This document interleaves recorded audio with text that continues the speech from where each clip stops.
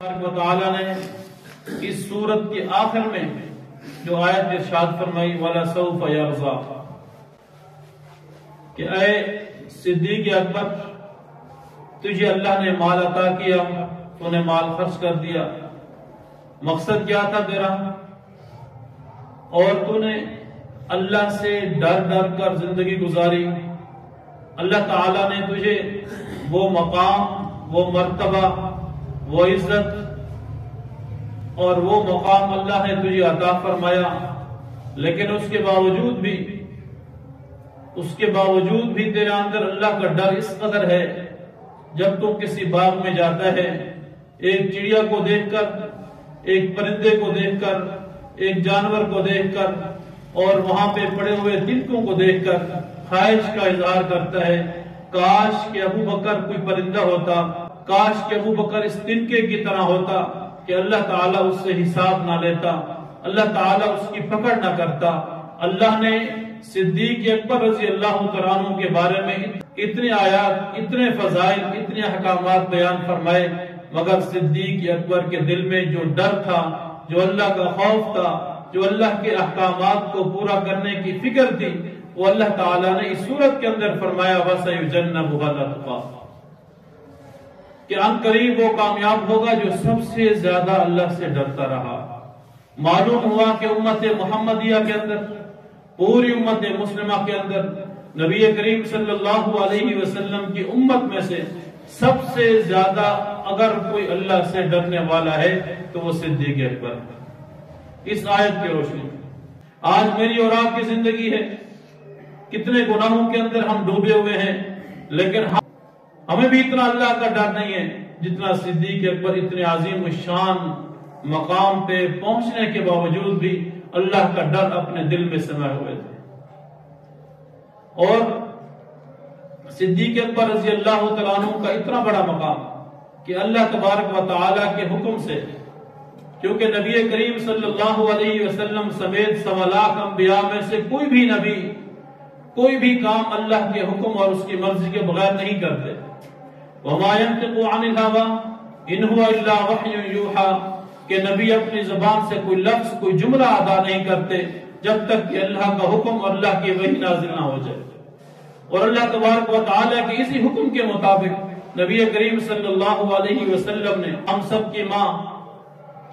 حضرت سیدہ عائشہ صدیقہ رضی اللہ تعالی عنہ سے کہا، اپنے والد سے کہو کہ میری جگہ پہ نماز پڑھیں۔ حضرت عائشہ گھبرا گئی کہ یہ آپ کیا فرما رہے ہیں؟ دوبارہ ارشاد فرمایا، بارہ ارشاد فرمایا۔ آپ نے عرض کی یا رسول اللہ میرے والد کے اندر اتنی سخت نہیں، لیکن اللہ کا حکم تھا، نبی کریم صلی اللہ علیہ وسلم کا اصرار تھا کہ عائشہ میں نے آپ سے کہا کہ اپنے والد سے کہو مصلی رسول پہ کھڑے ہو کر پوری امت کی امامت کیجئے۔ 17 نمازیں رسول اللہ صلی اللہ علیہ وسلم کی زندگی میں آپ امام تھے اور امام الانبیاء صدیق اکبر کے مقتدی تھے۔ اتنا بڑا مقام حاصل ہونے کے باوجود بھی ایک ہی چیز دل میں ہے، وَسَيُجَنَّبُهَا الْأَتْقَى اللہ سے ڈر۔ اور پھر اللہ تبارک و تعالیٰ نے ایک اور مقام پہ ارشاد فرمایا، إِنَّ أَكْرَمَكُمْ عِنْدَ اللَّهِ أَتْقَاكُمْ کہ تم میں سے سب سے زیادہ عزت والا، تم میں سے سب سے زیادہ مقام و مرتبے والا، تم میں سب سے زیادہ افضلیت رکھنے والا وہ ہے جس کے اندر اللہ کا ڈر ہوگا۔ ایک مقام پہ اللہ خود کہہ رہے ہیں إِنَّ أَكْرَمَكُمْ عِنْدَ اللَّهِ أَتْقَاكُمْ کہ تم میں سب سے زیادہ عزت اور احترام والا وہ ہے جو تم میں سب سے زیادہ تقوی دار ہو۔ اور دوسری آیت میں اللہ تعالیٰ سیدنا صدیق اکبر کے بارے میں کہہ رہے ہیں وَسَيُجَنَّبُهَا الْأَتْقَى اے صدیق تو سب سے زیادہ اللہ سے ڈرنے والا ہے۔ معلوم ہوا کہ دنیا میں سب سے زیادہ عزت اور احترام کے لائق جو شخصیت ہے اس شخصیت کا نام سیدنا صدیق اکبر رضی اللہ تعالیٰ عنہ۔ اتنا بڑا مقام سیدنا صدیق اکبر۔ اور پھر سیدنا صدیق اکبر جس جماعت کی افضلیت کے حامل ہیں وہ جماعت بھی اعلیٰ ہے۔ اس جماعت کو جماعت صحابہ اکرام کہا جاتا ہے، جس کے بارے میں آپ نے سنا اور پڑھا کہ رسول اللہ صلی اللہ علیہ وسلم نے جب نبوت کا اعلان کیا مختلف اطراف سے یہ لوگ آئے، کوئی تعلق نہ تھا، کوئی رشتہ داری نہ تھی، کوئی غراض نہ تھی، کوئی لالچ نہ تھی، کوئی کس علاقے سے، کوئی کس ملک سے آیا اور آ کر حضور کی خدمت میں لبیک کہہ کر اپنی جان کا نذرانہ تک پیش کر دیا، کوئی تعلق نہ تھا، لیکن آپ کے اپنے رشتہ دار، آپ کے اپنے خاندان والے آپ کے اوپر ظلم اور بربریت کے پہاڑ توڑتے رہے، آپ کے سگے چچا آپ کے مخالف ہو گئے، آپ کے خاندان کے لوگ آپ کے مخالف ہو گئے، لیکن صدیق اکبر سب سے پہلے آنے والے انسان، اور پھر اس کے بعد جو جماعت تیار ہوئی اسے جماعت صحابہ کرام کہا جاتا ہے۔ صحابہ کرام کوئی روم سے آیا، کوئی فارس سے آیا، کوئی حبشہ سے آیا، کوئی افریقہ سے آیا اور کوئی مدین سے آیا، مختلف ممالک سے بر اعظموں سے آ کر مکہ کے سرزمین پہ، مدینہ منورہ کے سرزمین پہ آئے اور آقا دو جہاں صلی اللہ علیہ وسلم کے ہاتھ پر موت کی بیعت کر کے اعلان کر دیا کہ یا رسول اللہ، آج کے بعد ہمارا جینا، ہمارا مرنا، ہمارے بچے، ہماری بیوی، سب کچھ آپ پہ قربان ہے۔ اور یہ صرف دعویٰ نہ تھا، یہ صرف زبانی کلامی الفاظ نہ تھے، اس دعوے کے اوپر وہ قائم رہے، اس دعوے کے اوپر ثابت قدمی کے ساتھ، جرأت کے ساتھ، استقامت کے ساتھ اور استقلال کے ساتھ ڈٹے رہے، یہاں تک کہ جام شہادت نوش کر گئے۔ مختلف مصائب آئے، حبشہ کا کالا بلال جو حسب و نسب کے لحاظ سے عرب کی سرزمین میں سب سے نچلے درجے سے جن کا تعلق ہے، غلام ہیں، لیکن اس کے باوجود اپنے ظالم آقا کی بربریت کو برداشت کرتے رہے، اس کا ظلم برداشت کرتے رہے، جو کچھ بھی وہ کہتا اور کرتا رہا، یہ احد کا نعرہ لگا کر صبر، استقامت اور استقلال کا پہاڑ بنے رہے۔ کتنے لوگ تھے جو ان کو کہنے والے تھے بلال کہہ دو نا، اتنا ظلم تم برداشت کر رہے ہو، اتنی بربریت تیرے اوپر ٹوٹ رہی ہے، تو پھر بھی اپنے اس مشن پہ قائم و دائم ہے۔ احادیث میں آتا ہے کہ حضرت بلال پہ وہ ظلم ہوا جو تاریخ میں شاید کسی پہ نہ ہو۔ کہتے ہیں کہ ان کی چربی سے جلنے والے انگارے بھی بجھ جایا کرتے تھے، ان کی چربی سے جلنے والے انگاروں پہ لٹا دیا جاتا، لیکن بلال نے کہا نہیں، یہ نہیں ہو سکتا، یہ وہ نشہ ہے جو میری رگوں پہ پہنچ چکا ہے، میری جان تو جا سکتی ہے لیکن محمد عربی کا ساتھ نہیں چھوڑ سکتا۔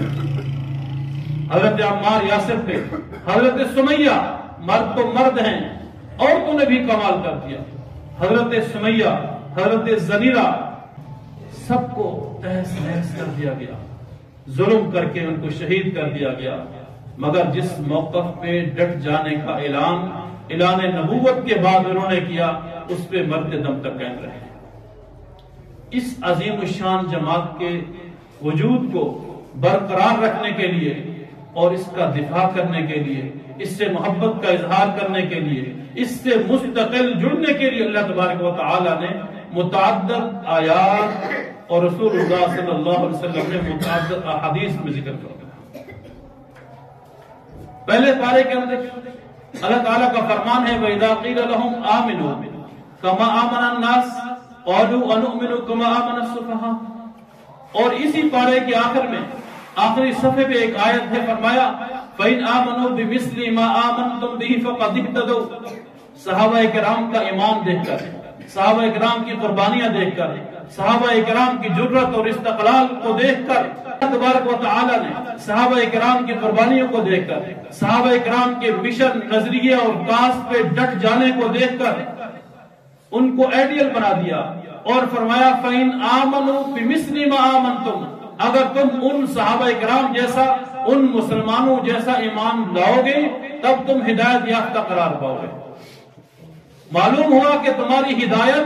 موقوف ہے صحابہ کرام کے ساتھ محبت رکھنے پر۔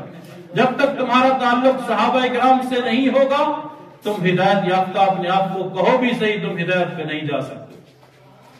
جب یہ آیت نازل ہوئی کچھ مشرکین نے اعتراض کیا، وَإِذَا قِيلَ لَهُمْ آمِنُوا كَمَا آمَنَ النَّاسُ قَالُوا، منافقین نے کہا، مشرکین نے کہا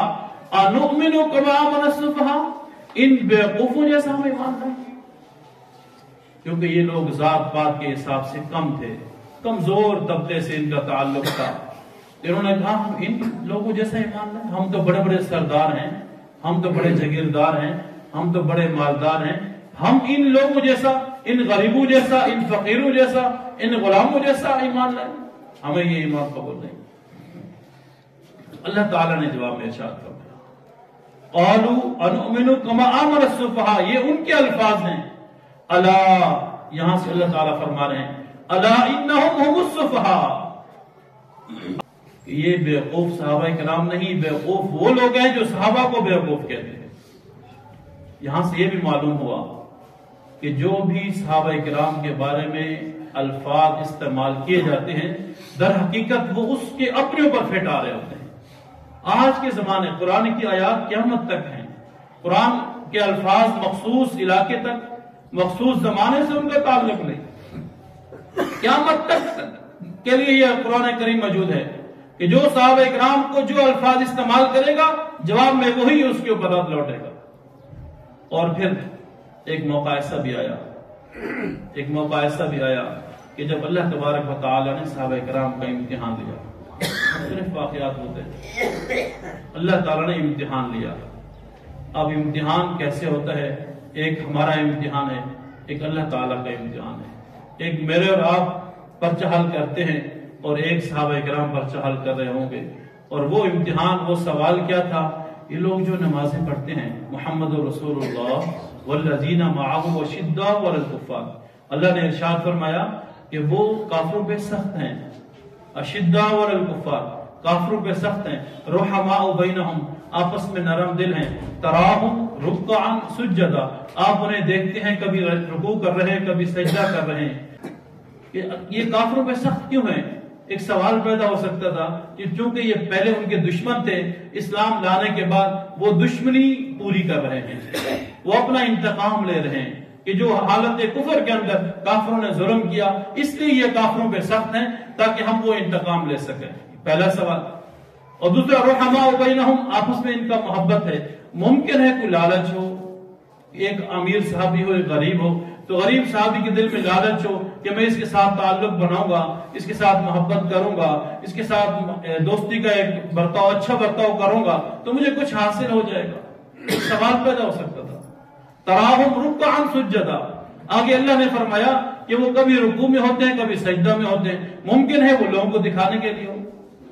منافقین کے اعتراض تھے نا، شبہات پیدا کرنے کے لیے، ممکن ہے کہ وہ شبہات یہ پیدا ہو سکتا تھا کہ یہ شاید ہمیں دکھانے کے لیے نمازیں پڑھ رہے ہیں، یہ دکھلاوے کی نمازیں ہوں۔ اللہ تعالیٰ نے اس کا آگے اسی کے آخر میں جواب دے دیا، یبتغون فضلا من اللہ ورضوانا، وہ کسی کو دکھانے کے لیے نہیں، وہ اگر کافروں پہ سخت تھے تو اپنے دل کی ہبڑاس پورے کرنے کے لیے نہیں، وہ سب کا غصہ پورا کرنے کے لیے نہیں، اگر وہ آپس میں رحم دل ہیں، کوئی ان کے دل میں لالچ نہیں، کیا ہے؟ یبتغون فضلا من اللہ، وہ اللہ کے فضل کو تلاش کرتے ہیں، ورضوانا، اللہ کی رضا کو تلاش کرتے ہیں، وَلَسَوْفَ يَرْضَى، جو صدیق اکبر کی صفت تھی وہ تمام صحابہ کرام کی صفت ہے کہ جو صدیق اکبر کام کیا کرتے تھے اللہ کو راضی کرنے کے لیے، تو تمام صحابہ نے جو عمل بھی کیا وہ اللہ کو راضی کرنے کے لیے کیا، اللہ کی رضا حاصل کرنے کے لیے کیا کہ اللہ مجھ سے راضی ہو جائے، یہ زندگی کا مقصد تھا صحابہ کرام کا۔ اور ایک اور مقام پہ اللہ نے ارشاد فرمایا اولئک الذین امتحن اللہ قلوبہم،